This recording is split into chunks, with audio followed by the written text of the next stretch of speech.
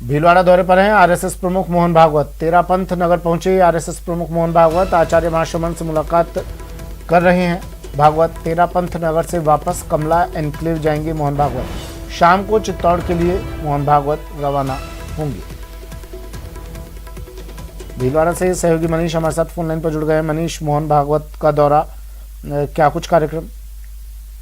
जी, बता दें कि राष्ट्रीय स्वयंसेवक संघ के प्रमुख मोहन भागवत जो हैं वो मेवाड़ दौरे पर हैं और भीलवाड़ा कल रात को ये पहुंचे थे। उसके बाद में आज सुबह ये तेरापंथ पहुंचे, जहां इन्होंने आचार्य महाश्रमण से मुलाकात की। आचार्य महाश्रमण से आशीर्वाद लेने के बाद में इन्होंने संबोधन में कहा कि संघ के बारे में लोग जानते कम है और बोलते ज्यादा है। स्वार्थ रहित सेवा ही संघ का उद्देश्य है। इन्होंने वहां पर लोगों को संबोधित किया और यहाँ से थोड़ी ही देर बाद में अब भागवत जो हैं वो कमला एनक्लेव जाएंगे, जहां थोड़ी देर रुक विश्राम करने के बाद में इनका वापस 2 बजे तकरीबन तेरापंथ नगर जाने का कार्यक्रम है, जहां पर फिर से ये एक संबोधन देंगे और यहाँ से सीधे चित्तौड़गढ़ के लिए रवाना होंगे। जी चलिए, शुक्रिया मनीष तमाम जानकारी के लिए।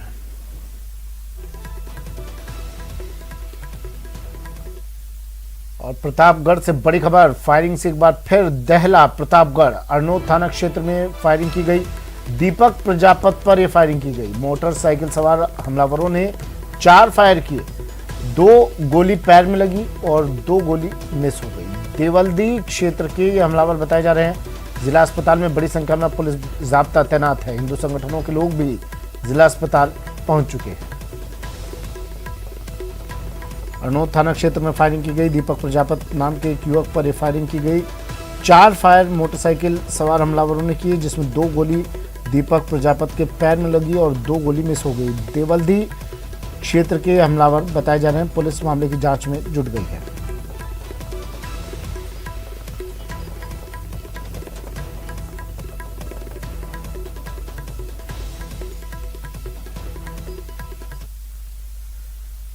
प्रदेश में कोरोना संक्रमण का असर कम होने के साथ ही अब कक्षा 6ठी से 12वीं तक स्कूल शुरू हो चुके हैं।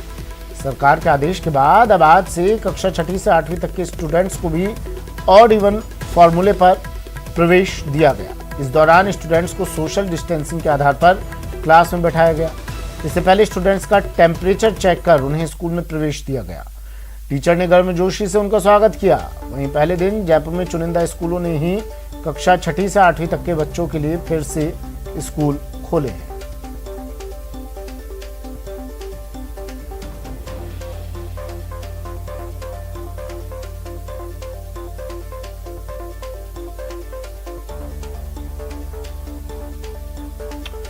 मुख्यमंत्री अशोक गहलोत ने ट्वीट किया है। लिखा कि अमेरिका एवं ब्रिटेन में स्कूल खुलने के बाद बच्चों में कोरोना के मामले बढ़े हैं। प्रदेश में शैक्षणिक संस्थानों को खोलने के लिए एसओपी जारी की गई है। मेरा सभी शैक्षणिक संस्थान मालिकों और बच्चों के पेरेंट्स से निवेदन है कि बच्चों की सुरक्षा के लिए सरकार द्वारा जारी की गई एसओपी की सख्ती से पालना करें।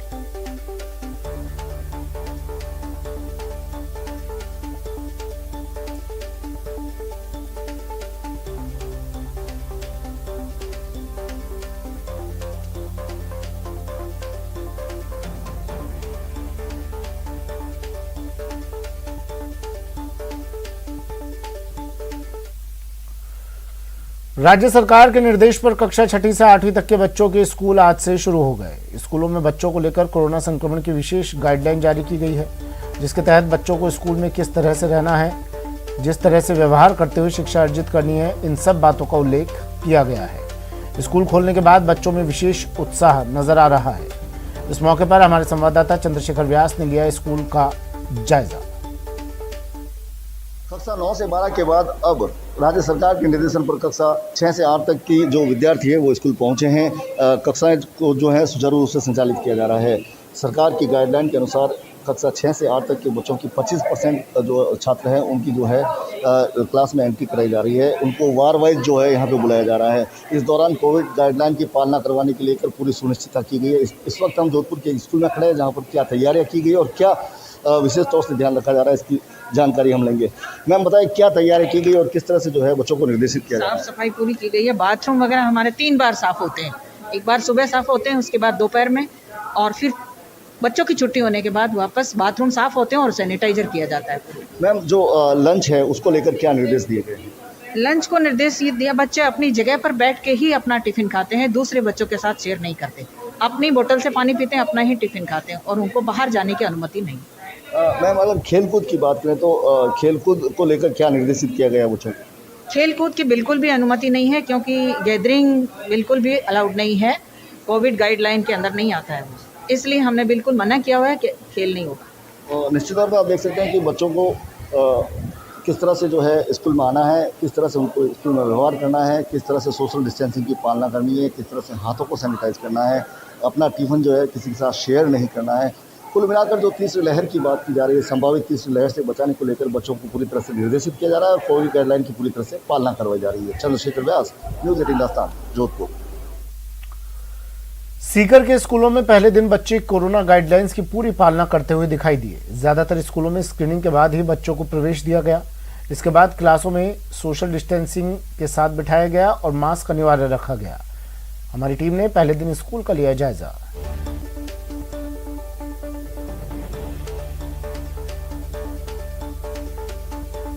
प्रदेश में आज 157 दिन बाद 6वीं से 8वीं तक की स्कूलें खुल चुकी हैं। आज पहला दिन है जब छोटे बच्चे कक्षा 6 से 8 तक के आज स्कूलों में पहुंचे हैं और जिस तरह से आप देख सकते हैं इस वक्त हम सीकर के एक स्कूल में हैं जहां पर किस तरह से जो नियमों की जो कोविड की गाइडलाइन है उसकी पालना बच्चों से करवाई जा रही है। सोशल डिस्टेंसिंग से बच्चों को बिठाया गया है। सभी बच्चे जो हैं वो मास्क लगाकर पहुँचे हैं और अब क्योंकि स्कूलों में पहले बड़े बच्चे आ रहे थे, अब 8वीं तक के बच्चे आ रहे हैं और 27 तारीख से जब 5वीं तक के बच्चे भी पहुंचेंगे तो कहीं ना कहीं वापस जो ज़्यादा बच्चे पहुंचेंगे तो स्कूलों के लिए भी ये किसी चुनौती से कम नहीं होगा कि किसी तरह से बच्चों को इस तरह से सोशल डिस्टेंसिंग से बिठा पाना, मास्क लगा पाना। लेकिन अभी फ़िलहाल आज की अगर बात करें तो स्कूलों में बाकायदा बच्चों को सैनिटाइज करके और स्क्रीनिंग करके, बहुत से स्कूलों में स्क्रीनिंग करके भी बच्चों को क्लास में प्रवेश दिया जा रहा है। हमारे साथ यहाँ के प्रिंसिपल हैं, हम इनसे बात करेंगे। मैम, किस तरह की व्यवस्थाएं की गई हैं बच्चों को? सर, हमने हर फ्लोर पे सैनिटाइज़र रखा है बच्चों के लिए। मेन गेट पे एंट्री के समय हम चेक करते हैं कि बच्चों के पास मास्क हो, उनकी स्क्रीनिंग की जाती है, मॉनिटरिंग की जाती है। स्क्रीनिंग में बिल्कुल बाकायदा टेम्परेचर वगैरह नोट किया जाता है। किसी भी बच्चे का टेम्परेचर अगर हमें लगता है कि कोविड गाइडलाइंस के अनुसार सही नहीं है तो हम पेरेंट्स को बुला के तुरंत सूचित करते हैं और उस बच्चे को वापस भेजते हैं। अगर सब नॉर्मल है तो उसके बाद ही हम बच्चे को स्कूल में अंदर एंट्री करते हैं। अभी 6 से 8 इसके अलावा जी 6 से 8 पहले 9 से 12 में भी हम ऐसा ही कर रहे थे और आज से हमने 6 से 8 में भी ऐसा ही किया। तो सरकार की गाइडलाइन के बाद जो स्कूलें खुले हैं, बच्चे भी इससे खुश हैं क्योंकि उनके जो डाउट्स हैं वो क्लियर होंगे और स्कूल में ऑफलाइन पढ़ाई अच्छी हो पाएगी। संदीप हुड्डा, न्यूज़ 18 सीकर। कोरोना संक्रमण के मामलों में गिरावट को देखते हुए राजस्थान सरकार ने भी एक बार फिर स्कूलों को खोलने की घोषणा की है। राज्य सरकार ने ऑफलाइन कक्षाओं के लिए स्कूलों को चरणबद्ध तरीके से फिर से खोलने के लिए अपनी मंजूरी दे दी है। पहले चरण में आज से कक्षा 6 से 8वीं तक के छात्रों के लिए स्कूल फिजिकल मोड में खोले गए हैं। आधिकारिक नोटिस के अनुसार कक्षा 1 से 8वीं तक के छात्रों के लिए जैसलमेर में स्कूल 50% क्षमता के साथ खोल दिए हैं। सरकार की गाइडलाइंस के अनुसार अब स्कूल में लंच के दौरान भोजन भी एक साथ करने पर रोक है। इस मौके पर न्यूज़ 18 संवाददाता श्रीकांत व्यास ने स्कूलों का जायजा लेते हुए शिक्षकों और विद्यार्थियों से खास बातचीत की। कोरोना के बाद जहां शिक्षा के मंदिर बंद थे, आज 6वीं, 7वीं और 8वीं की क्लासें चालू हुई है। अब विद्या के मंदिर के पट खुल चुके हैं। आप देख सकते हैं सुबह से जो है वो बच्चे स्कूल आना शुरू हो चुके थे और अब जो है वो क्लासेस भी लग चुकी है। बच्चों को पढ़ाया जा रहा है क्योंकि लंबे वक्त से जो है वो केवल ऑनलाइन क्लासेस हो रही थी, लेकिन कहीं ना कहीं जो है अभिभावकों की मांग थी और विद्यार्थियों की भी मांग थी कि अब जो है वो ऑफलाइन पढ़ाई हो, क्योंकि जो एग्जाम है वो ऑफलाइन होने थे और पढ़ाई जो है वो ऑनलाइन हो रही थी। तो कहीं ना कहीं जो है असमंजस की स्थिति थी। हमारे साथ यहाँ कुछ बच्चे भी हैं, उनसे बात करते हैं। किस तरह से जो है आज स्कूल खुला है, कैसा लगा? हमें बहुत अच्छा लग रहा है। इतने समय तक स्कूल बंद रहने के कारण हमारी पढ़ाई बिल्कुल नहीं हो रही थी और आज स्कूल खुलने की खुशी हो रही है कि अब पहले हमारे ऑनलाइन क्लासेस थी, उसमें ज़्यादा कुछ इतना होता नहीं था, लेकिन अब इधर स्कूल में जब सामने पढ़ाते हुए देखते तो बहुत अच्छा लगता है। कौन कौन से प्रोटोकॉल्स करने? अभी हमें तो दूर रहने का ही बोला है कि ऐसे दूर दूर करके टिफिन शेयर नहीं करना, बोतलें और खुद से भर के लानी है और मास्क लगा के रखना है, सैनिटाइज करना है। इसलिए हम कई जगह से बहुत खुश है और ये सब चीज़ें देख के बच्चों में तो बहुत ज़्यादा उत्साह है। सोशल डिस्टेंस को फॉलो किया जा रहा है और उसके अलावा जो बच्चों के लंच बॉक्स बोतल है वो सबको अलग से वार्निंग दी गई, सब अपना अपना अलग से कोई साथ में शेयर नहीं करेंगे और आज कई टाइम के बाद जब स्कूल स्टार्ट हुई है, जब बच्चे आए हैं तो बच्चे बहुत ज्यादा उत्साह भरे हैं, एक्साइटेड है इनके अंदर पढ़ाई को लेकर के। और ये कोरोना का जो काल रहा, इस बीच में सबसे ज्यादा बच्चों की पढ़ाई का नुकसान हुआ। और अब जब स्कूल स्टार्ट हुई है तो हम भी पूरा प्रयास यही करेंगे कि कोरोना का जो सोशल डिस्टेंस को फॉलो करते हुए और इसी को ध्यान में रखते हुए और बच्चों को पढ़ाई पर पूरा सरकार ने स्कूल खोल दिए हैं, बच्चे प्रोटोकॉल का पालन करते हुए जो है वो मास्क सैनिटाइजर का उपयोग कर रहे हैं, साथ ही साथ जो है वो सोशल डिस्टेंस का पूर्ण रूप से ध्यान रखकर स्कूलों में जो है वो आज से पढ़ाई शुरू हो चुकी है। लेकिन तीसरी लहर को लेकर हमें सतर्क और सजग रहने की आवश्यकता है। श्रीकांत व्यास, न्यूज 18, जैसलमेर। वहीं पहले दिन जयपुर में चुनिंदा स्कूलों ने ही कक्षा 6ठी से 8वीं तक के बच्चों के लिए फिर से स्कूल खोले हैं। स्कूल संचालकों की माने तो सरकार द्वारा कक्षा 6ठी से 8वीं तक के बच्चों के लिए भी स्कूल खोलने का निर्णय लिए काफी कम वक्त में हुआ है। ऐसे में स्कूलों को तैयारी का वक्त नहीं मिल पाया। प्रदेश में आज से सरकारी और निजी स्कूलों में कक्षा 6 से लेकर कक्षा 8 तक दोबारा से जो विद्यार्थी हैं उनकी पढ़ाई को शुरू कर दिया गया है। स्कूल में आकर के जो विद्यार्थी हैं वो यहाँ पर अपनी पढ़ाई करते हुए दिखाई दे रहे हैं। एक लंबे अंतराल के बाद में करीब 6 महीने के बाद में ये वापस से जो कक्षाएं हैं ये लगना यहाँ पर शुरू हुई है और जो तमाम विद्यार्थी हैं वो दोबारा से अपने क्लासरूम में बैठ करके अपने सहपाठियों के संग यहाँ पर पढ़ाई कर रहे हैं। उन्हें कोरोना प्रोटोकॉल की पालना भी करनी है, जिसके लिए उन्हें पूरी तरह तैयार किया गया है।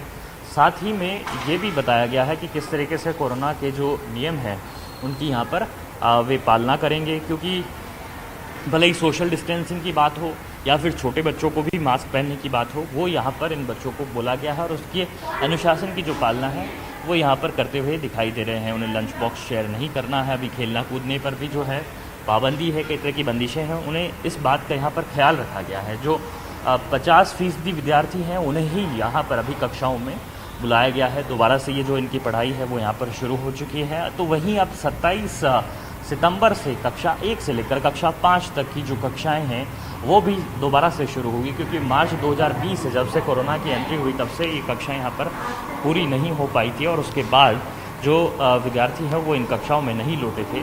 लेकिन अब धीरे धीरे से इन कक्षाओं की जो शुरुआत है वो यहाँ होने लगी है। कोरोना से कुछ हद तक निजात जो है वो यहाँ पर मिला है, लेकिन अभी भी कोरोना प्रोटोकॉल की जो पालना है यहाँ पर जारी रखनी होगी और ठीक तौर पर उसकी पालना अगर रहेगी तो कोरोना के खिलाफ जंग भी जीती जा सकती है और तमाम जो जनजीवन है वो वापस से पटरी पर लौट सकेगा। कैमरा पर्सन अविनाश के साथ महेश तादिच, न्यूज़ 18 जयपुर। बांद्रा के मांगरोल में चलती बाइक में अचानक आग लग गई। घटना मांगरोल कस्बे के मुख्य बाजार की है। युवक बाइक लेकर अपने घर लौट रहा था। इस दौरान उसे अचानक बाइक में आग लगती नजर आई। आग देख युवक बाइक छोड़कर दूर भाग खड़ा हुआ। इस दौरान देखते ही देखते बाइक पूरी तरह आग के हवाले हो गई। आसपास के लोगों ने बाइक पर पानी डालकर आग बुझाने की कोशिश भी की, लेकिन सारी कोशिशें बेकार रही। घटना में आग बाइक पूरी तरह जलकर तबाह हो गई।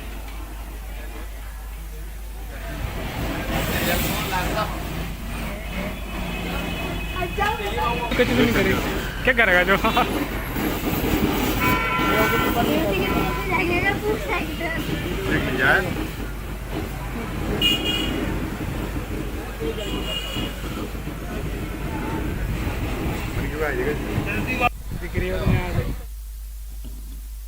नेटवर्क 18 और फेडरल बैंक का जागरूकता अभियान संजीवनी अ शॉट ऑफ लाइफ देश भर में कोविड-19 टीकाकरण को लेकर जागरूकता फैला रहा है।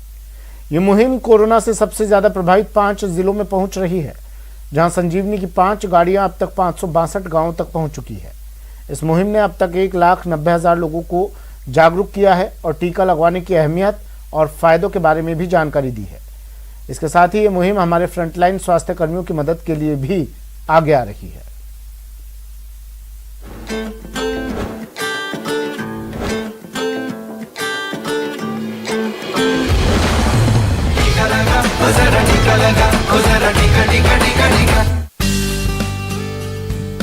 सुरक्षा उपकरणों की मदद से कोविड-19 के इस जानलेवा वायरस से बचा जा सकता है और फेडरल बैंक की यही कोशिश है कि आंध्र प्रदेश के गुंटूर जिले के फ्रंटलाइन स्वास्थ्य कर्मियों को कोविड-19 से सुरक्षा दी जाए।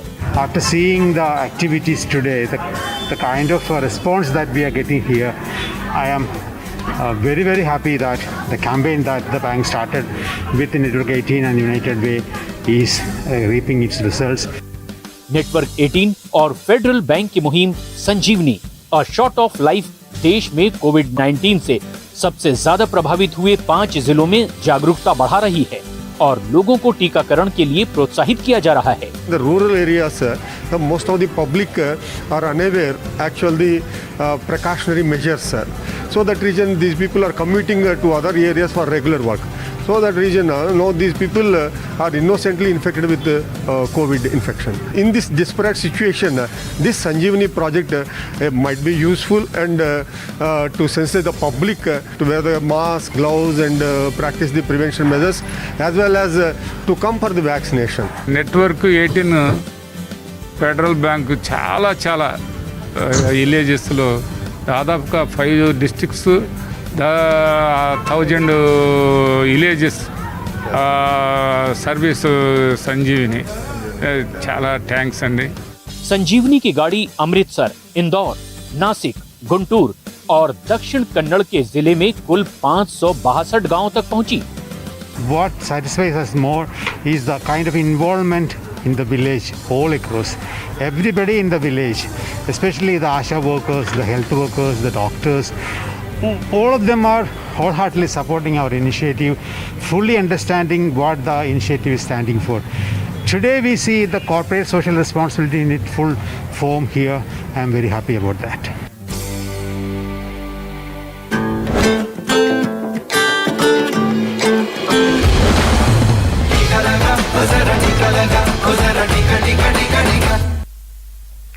फिलहाल इतना ही, दीजिए इजाजत, नमस्कार।